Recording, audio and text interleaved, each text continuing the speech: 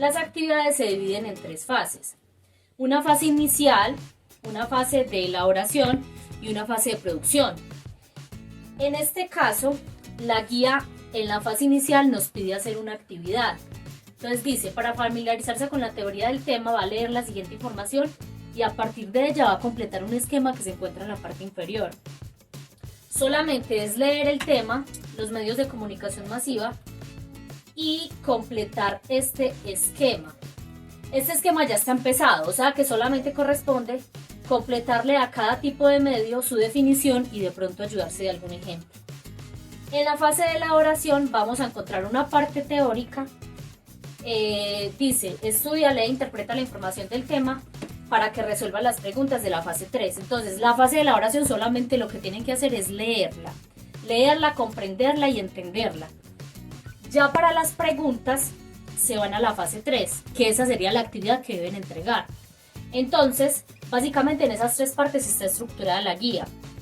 El tema de esta guía se divide en dos partes, bueno, digamos que tres.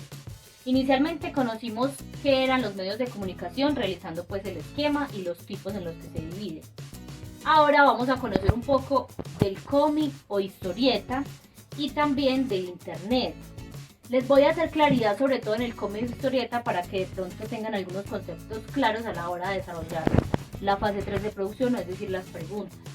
Entonces, conocemos que el cómic hace parte de los medios de comunicación masiva y lo que busca es, digamos, producir en el lector atracción, repulsión o identificación. Es una mezcla entre unas imágenes y unos diálogos que tienen un fin o llevar un mensaje a un público determinado. Entonces, dentro de sus características la narración es rápida, es decir, en un cómic yo no voy a emplear diálogos largos, entre más breves sean, digamos, más hace referencia a un cómic. Se produce dentro de su lenguaje titubeos, es decir, es como si yo estuviese hablamos de lenguaje coloquial, como si yo estuviese hablando con una persona de manera muy natural o espontánea, entonces por eso se producen los titubeos, se alargan las palabras a la hora de hacer un grito, hay frases interrumpidas, frases cortas, exclamaciones, interrogaciones, expresiones populares, se reproducen sonidos, ruidos o golpes, a eso lo llamamos la famosa onomatopeya, y también sustituyen palabras por signos, regularmente eso se hace para sustituir palabras o s. En resumidas cuentas, el cómic lo que busca es ser muy natural, es como si se estuviera dando una conversación de manera espontánea. También se utilizan recursos humorísticos. Ahora, hablando de los elementos estructurales, yo quisiera centrarme un poquito acá, porque hay que tener en cuenta que los globos se dibujan de manera diferente dependiendo de la intención del autor. Entonces, encontramos las viñetas. ¿Qué es una viñeta?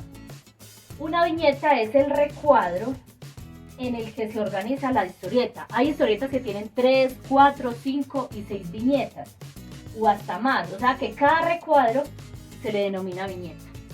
Los signos cinéticos son los dibujos que expresan movimientos. En este caso está expresando como si fuera un golpe, ¿cierto? O como si estuviera tocando al otro, o como si estuviese corriendo. Entonces, los signos cinéticos son los dibujos que se encuentran ahí que me expresan movimientos. Puede ser que en esta viñeta estén en esta posición y de pronto en la otra estén de frente, donde me van a mostrar que tuvieron movimiento. Los globos son donde se dan los diálogos, que puede ser de pensamiento, susurro, puede ser de grito, o puede ser que hablen varias personas. Las onomatopeyas, como lo dije anteriormente, son aquellos sonidos que se tratan de poner en palabras.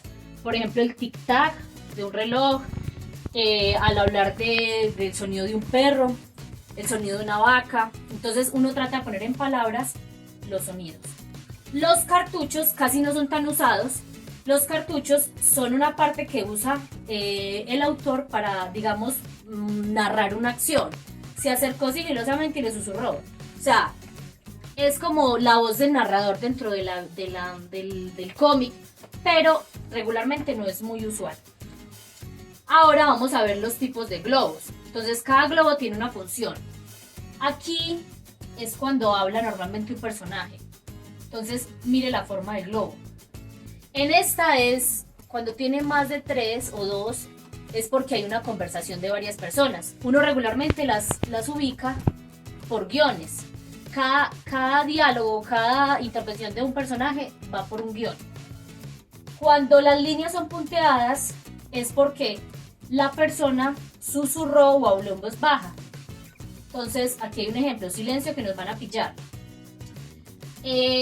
Cuando es como en forma de nube, a veces lo hacen en forma de nube o así derecho con estas bolitas, es cuando un personaje está pensando. Y el grito se hace de esta manera. Básicamente esa es la información del cómic.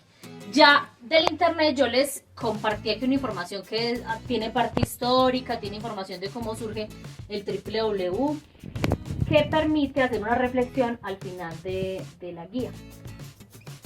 Ahora voy a explicar la actividad que se encuentra en la fase 3. El primer punto nos pide dibujar en el cuaderno los tipos de globos que posee el cómic y crear como el discurso en relación a la característica que tiene cada uno, es decir, si es un grito, un susurro, si hablan varios personajes. Ojo, solamente es dibujar la forma de globo y su discurso, no necesitan realizar personajes. El segundo punto nos pide seleccionar cualquiera de estos dos grupos de imágenes para construir una historieta. La idea es que la ordenen, le den un título y le creen los diálogos según la forma que tiene cada globo. En este caso, si seleccionan este no tiene globo, o sea que tendrían que crearle la forma según su creatividad y sus gustos. Como tercer punto, encontramos ya una parte que nos pide hacer, digamos, una crítica o analizar un poco una historieta. Acá encontramos una historieta y nos pide decir qué tema trabaja, si es educación, si es política, decir cuál crees que sería la intención del autor al realizar esta historieta, o sea, qué quiere despertar en el lector. Y lo más importante es que identifiquen cuáles recursos o elementos estructurales tiene estas para que sean cómics, si tiene cartuchos, si tiene globos, si tiene viñetas, si tiene signos cinéticos. El cuarto punto, vamos a decir de los tipos de medios que vimos en la fase 1, cuál crees que son a los que pertenece el cómic y vamos a decir por qué. Después, de la quinta pregunta hacia abajo, la realizan ya con la teoría del internet. Esas preguntas sí son ya más personales. Específicamente, por ejemplo, cuando hablamos de las redes sociales, ustedes para qué la utilizan. Cuando hablamos del ciberbullying, entonces dar un ejemplo del ciberbullying. Y hay una pregunta que se relaciona con la situación que estamos viviendo. ¿Crees que los medios de comunicación masiva han abordado correctamente el tema del COVID-19? Esta pregunta es muy argumentativa y reflexiva y la idea es que no la respondan en 2 o 3 renglones, sino que sea más extensa que las demás. Muchas gracias.